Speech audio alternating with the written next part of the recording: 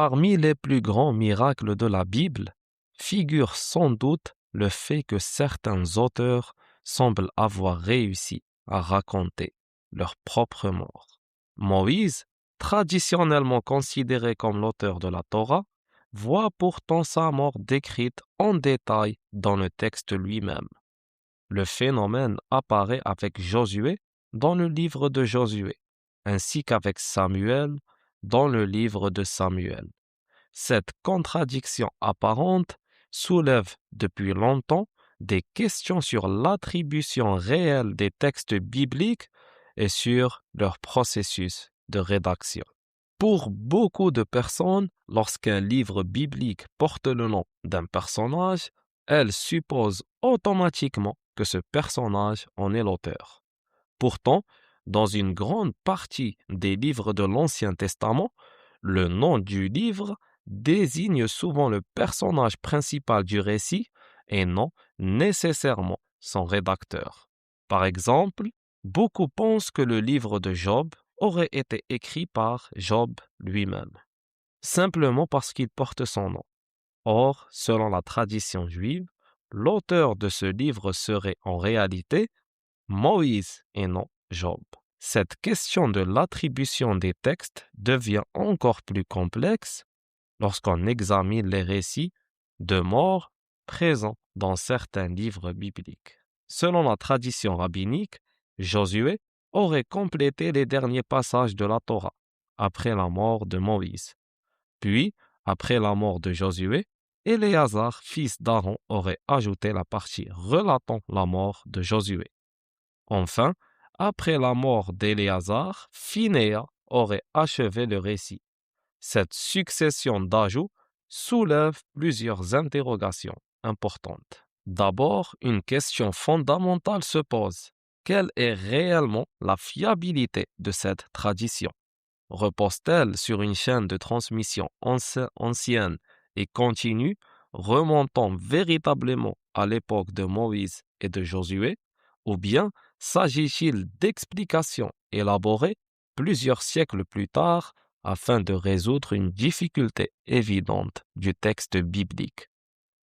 Il faut donc s'interroger sur la manière dont cette tradition a été transmise, qui l'a rapportée, par quel intermédiaire est-elle parvenue jusqu'à nous et surtout sur quelle base peut-on vérifier qu'elle remonte effectivement au personnage auquel elle est attribuée.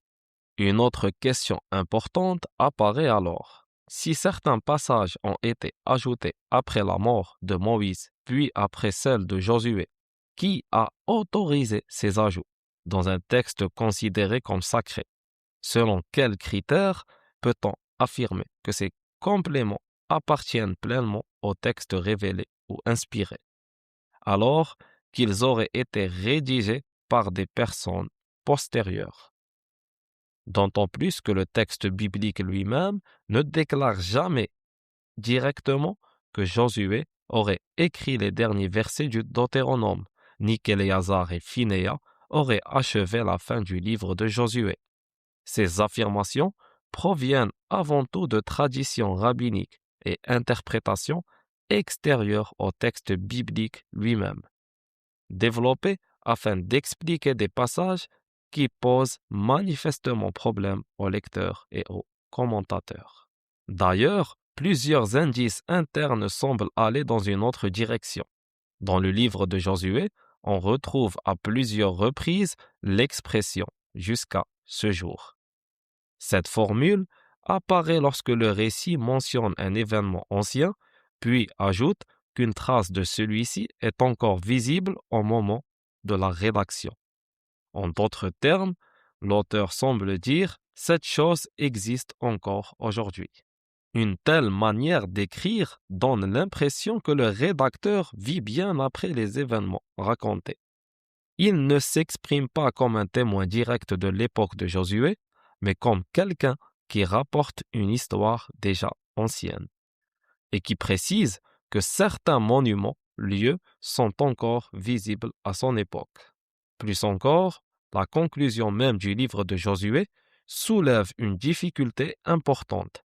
Le texte déclare Israël resta attaché au Seigneur tant que vécut Josué, et tout le temps que continuèrent à vivre après lui les vieillards témoins de tout ce que le Seigneur avait fait pour Israël. Cette phrase est particulièrement révélatrice. Elle implique que l'auteur écrit non seulement après la mort de Josué, mais également après la génération des anciens qui lui ont survécu. Autrement dit, le récit semble avoir été rédigé bien longtemps après les événements eux-mêmes. Si le texte a été rédigé plusieurs générations après Josué, sur quelle base peut-on encore affirmer avec certitude qu'il provient directement de lui ou de ses contemporains?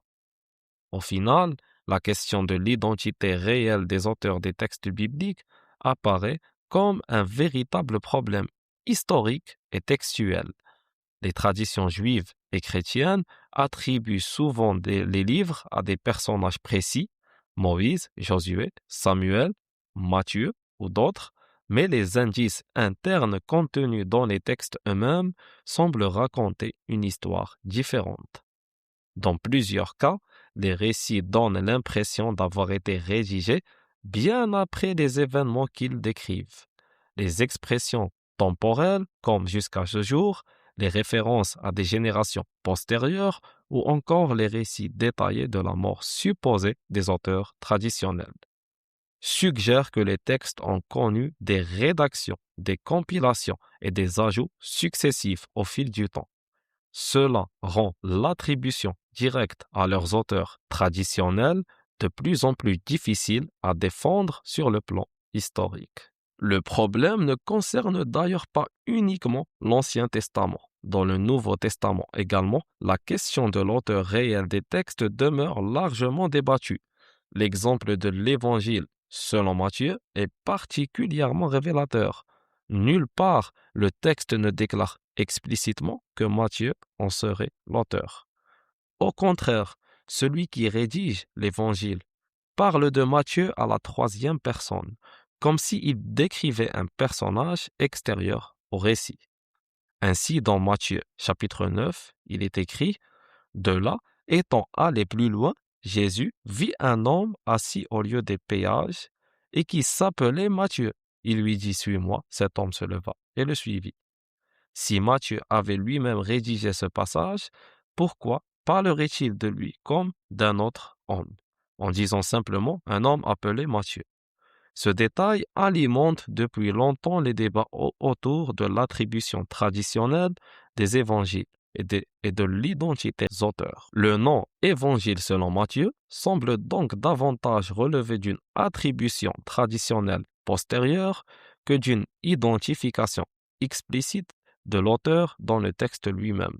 Ainsi, lorsqu'on examine les textes bibliques sans présupposés traditionnels, une conclusion semble s'imposer. Dans de nombreux cas, les véritables auteurs des livres bibliques demeurent inconnus. Les noms attachés aux livres paraissent souvent fonctionner comme des attributions symboliques destinées à donner une autorité au texte plutôt que comme des signatures historiques clairement vérifiables. فويل للذين يكتبون الكتاب بأيديهم ثم يقولون هذا من عند الله ليشتروا به ثمنا قليلا فويل لهم